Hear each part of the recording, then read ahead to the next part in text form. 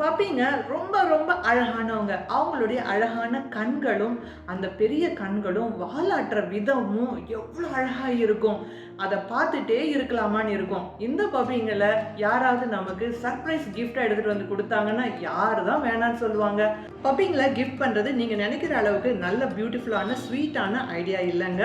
பப்பிங்கள gift பண்றதுனால நிறைய கெட்ட விஷயங்கள் நீங்க குடுக்குறவங்களுக்கும் நடக்கலாம், பப்பிங்களுக்கும் நடக்கலாம்.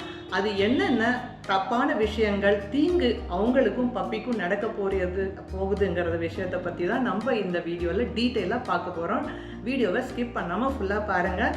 இன்னும் நம்ம சேனலை சப்ஸ்கிரைப் பண்ணலைன்னா சப்ஸ்கிரைப் பண்ணி வச்சுக்கோங்க. ஏன்னா டாக் பற்றிய பல பயனுள்ள வீடியோக்களை நம்ம ரெகுலராக போஸ்ட் பண்ணிகிட்டே இருப்போம். ரெஸ்பான்சிபிலிட்டிஸ். பப்பிங்கெல்லாம் டாய்ஸ் இல்லை, இது 15 வருஷம் கமிட்மெண்ட். குக்கிங் பண்ணுறது, ஃபீடிங் பண்ணுறது, பப்பிங்களுக்கு ட்ரைனிங் கொடுக்கறது, காலையில் சாயந்தரம் வாக்கிங் போகிறது, அவங்க பாத்திரங்களை க்ளீன் பண்ணுறது, பெட் க்ளீன் பண்ணுறது, இப்படி ஏகப்பட்ட ரெஸ்பான்சிபிலிட்டிஸ் இருக்குது. ஆக்சுவலாக சொல்லப்போனால் உங்கள் வீட்டில் கை குழந்தை 15 வருஷத்துக்கு இருக்கிறதுக்கு சமம். ஒரு கை குழந்தைக்கு என்னென்னலாம் நம்ம செய்ய வேண்டியது இருக்குமோ அவ்வளவும் நம்ம 10-15 வருஷமும் செய்ய வேண்டியது இருக்கும் இந்த பப்பிங்களுக்கு.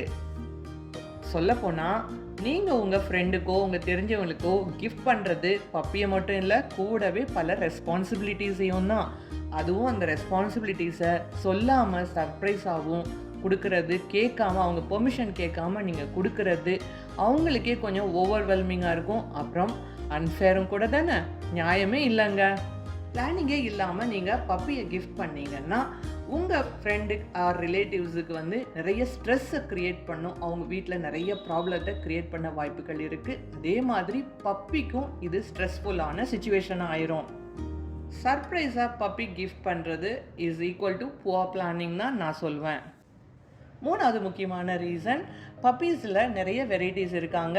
ஃபர் நிறைய உள்ளது, ஃபர் ஷார்ட்டாக இருக்கிறது, ஹைட்டான பப்பீஸ், ஷார்ட்டான பப்பீஸ், அப்புறம் வெயிட் டிஃப்ரெண்ட்டான வெயிட்டில் வேறு வேறு வெயிட்டில் நிறைய பப்பீஸ் இருக்காங்க. இவங்களுக்கெல்லாம் எனர்ஜி லெவல் வேறு வேறு மாதிரி இருக்கும்.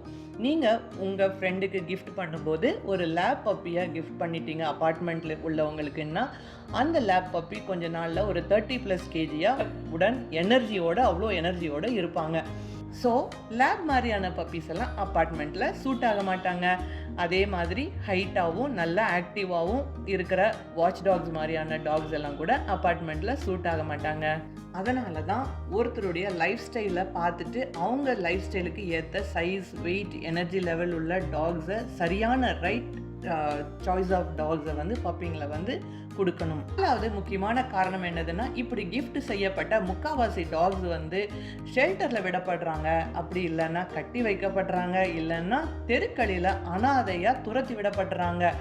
இதுக்கு ஏன் இப்படி செய்கிறாங்கன்னா, அதாவது நீங்கள் கிஃப்ட் பண்ணும்போது அவங்க அந்த ரெஸ்பான்சிபிலிட்டிஸை எடுத்துக்கிறதுக்கு தயாராகவே இல்லைங்க. அதுக்கும் மேலே சிலருக்கு வீட்டில் எந்த நாயும் வச்சுக்க வேணாம், சிம்பிள் ரீசன் சொல்லிடுறாங்க. நீங்கள் கிஃப்ட் பண்ண பர்சன் காலேஜ் ஜாயின் பண்ணுறதுக்காக ஹாஸ்டல் கிளம்பி போயிட்டாங்கன்னா, ஆர் வேலை கிடச்சி வேறு ஊர் வெளியூர் போயிட்டாங்க, அல்லது ஃபர்தர் ஸ்டடீஸ்க்காக ஃபாரின் கண்ட்ரீஸ் எல்லாம் கிளம்பி போயிட்டாங்க அப்படின்னா, அவங்களுடைய ஓல்டு பேரண்ட்ஸ்னால ஓல்டேஜில் இந்த ஃபர் பேபியெல்லாம் வச்சுக்கிட்டு மெயின்டைன் பண்ண முடியாது. வாக்கிங் கூட்டிகிட்டு போகிறதெல்லாம் ரொம்ப சிரமமாயிரும். ஒருவேளை அந்த பேரண்ட் சிக் ஏதாவது ஆயிட்டாங்கன்னாலும் அந்த ஃபர் பேபியை மெயின்டைன் பண்ணுறது ரொம்ப கஷ்டமாயிருங்க. ரீசன் 5, ஸ்டில் உங்களுக்கு இது ஒரு ஆல்டர்னேட்டிவ்ஸ் தான். நீங்கள் கண்டிப்பாக ஒரு பப்பியை அவங்களுக்கு கிஃப்ட் பண்ணலாம், அவங்களும் கரெக்டாக இருக்காங்க, கிஃப்ட் பண்ணால் பார்த்துப்பாங்க அப்படின்னு நீங்கள் நினச்சிங்கன்னா, அவங்களுக்கு ஒரு பப்பி ப்ராமிஸ் கார்டு, என்னென்ன ரெஸ்பான்சிபிலிட்டிஸ் இருக்கோ அதையெல்லாம் நான் செய்வேன், பப்பியை 15 இயர்ஸ் கமிட்மெண்ட்டை சரியாக செய்வேன்னு அவங்க சொல்கிற மாதிரியான ஒரு ப்ராமிஸ் கார்டில் சைன் வாங்கிக்காங்க.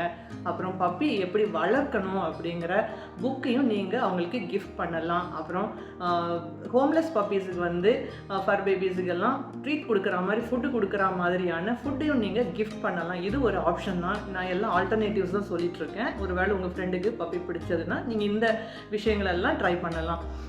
ஒருவேளை நீங்கள் ஏதாவது ஒரு அடாப்ஷன் சென்டரில் ஏதாவது ஒரு பப்பியை பார்த்து அதுக்கு பணம் கொடுத்துட்டு அதை உங்கள் ஃப்ரெண்டை போய் கொஞ்சிட்டு வர்றது, அப்பப்போ ட்ரீட் வாங்கிட்டு வர்றது, இந்த மாதிரி ஒரு ஐடியா கூட கொடுக்கலாம். இன்னொரு பெஸ்ட் ஐடியா என்னதுன்னா, ரோடில் இருக்கிற ஹோம்லெஸ் பப்பியை எடுத்துகிட்டு போய் அவங்களுக்கு அவங்க ரெடி ஆகிட்டாங்க பப்பி வளர்க்குறதுக்கு, உங்கள் ஃப்ரெண்ட் ஆர் ரிலேட்டிவ்ஸ் ரெடி ஆகிட்டாங்கன்னா ரோடில் இருக்கிற ஹோம்லெஸ் பப்பியை கூட நீங்கள் கொடுத்து வளர்க்க சொல்லலாம். பப்பிங்க எந்த மாதிரி வீட்டுக்கு போகணுன்னா, அவங்க எவ்வளோ அன்பு காட்டுறாங்களோ அவ்வளவே அன்பை ரிட்டர்ன் கொடுக்குற மாதிரியான பீப்புள் இருக்கிற வீட்டுக்கு தான் பப்பிங்க போகணும். ஏதோ பர்த்டே கிஃப்ட்டுக்காகவோ இல்லை வெக்கேஷனுக்கு குழந்தைங்க கேட்குறாங்க போர் அடிக்குங்கிறதுக்காகவோ நம்ம பப்பிங்களை வீட்டுக்கு எடுத்துகிட்டு வரக்கூடாது அல்லது கிஃப்டாக கொடுக்கக்கூடாது. ஏன்னா கொரோனா டைமில் நீங்களே பார்த்துருப்பீங்க, நிறைய பேர் 1-2 வருஷம் இருக்க முடியாமல் ரொம்ப தனிமையாக இருக்கும் அப்படின்னு சொல்லிட்டு லோன்லினஸ்க்காக நிறைய பேர் பப்பியை வந்து அடாப்ட் பண்ணாங்க, வாங்கினாங்க. அப்புறம் வளர்க்க முடியாமல் 1 இயருக்கு அப்புறம் ரோட்டில் தான் விட்டாங்க. ஒரு நாளைக்கு 100 பப்பீஸ் எல்லாம் கூட லேப் பப்பீஸ் எல்லாம் ரோட்டில் அனாதையாக்கப்பட்ட ஹிஸ்ட்ரி எல்லாம் இருக்குது இங்கே பெங்களூரில். ஸோ நீங்கள் கொடுக்கறதுக்கு முன்னாடி ஒரு தடவை இல்லை, நிறைய பல தடவை யோசிச்சுட்டு தான் பப்பிங்களை வந்து ஒரு வீட்டுக்கு கொடுக்கணும்னா கொடுக்கணும். நீங்கள் யாரெல்லாம் கிஃப்ட் பண்ணலான்னு பிளான் பண்ணியிருந்தீங்க அப்படின்னா கண்டிப்பாக அந்த பிளானை வந்து ட்ராப் பண்ணுவீங்க. ஹோம்லெஸ் பப்பிக்கு வீடு கொடுக்க யோசிப்பீங்கன்னு நினைக்கிறேன். இனிமேல் அடுத்த தடவை கிஃப்ட் பண்ணணும்னு நினச்சிங்கன்னா கூட நீங்கள் ஒரு தடவைக்கு பல தடவை யோசித்து அவங்களுக்கு கண்டிப்பாக அந்த கமிட்மெண்ட் இருக்கா, ரெஸ்பான்சிபிலிட்டிஸோடு பண்ணுவாங்களாங்கிற விஷயத்தெல்லாம் பார்த்துட்டு தான் கிஃப்ட் பண்ணுவீங்கன்னு நினைக்கிறேன். இவ்வளோ நேரம் இந்த வீடியோ பார்த்த உங்கள் அனைவருக்கும் ரொம்ப நன்றி.